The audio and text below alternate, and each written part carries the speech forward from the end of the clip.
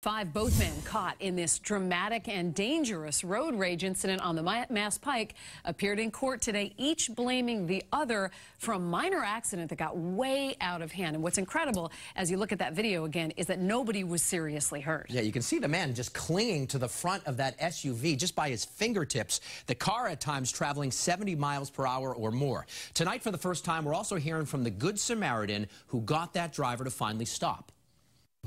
They didn't know if the guy was armed, so that's why I drew my weapon.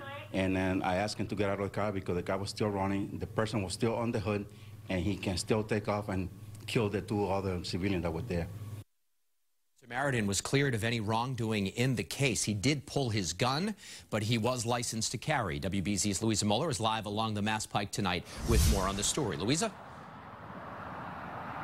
Well, David, that Good Samaritan is also a veteran who says he would do it all again to avert a potential tragedy.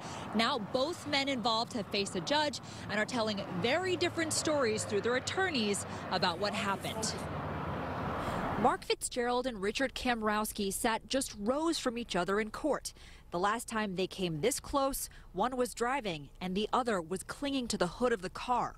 Assault and battery with a dangerous weapon. On Monday, both men appeared before a judge in connection to this wild, caught-on-camera road rage incident, which started with a minor crash.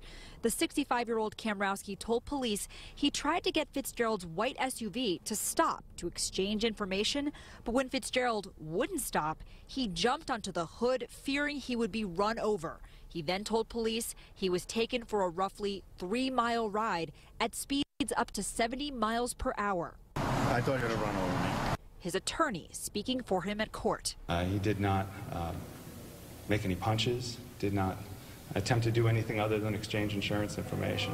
The facts that are going to come out are going to be very different than what the prosecution read. But FITZGERALD's attorney tells a very different tale, arguing that Kamrowski was the aggressor who stole a water bottle from his client's car and smashed his windshield. This is a man who had attacked Mr. FITZGERALD while he was seated in his own car.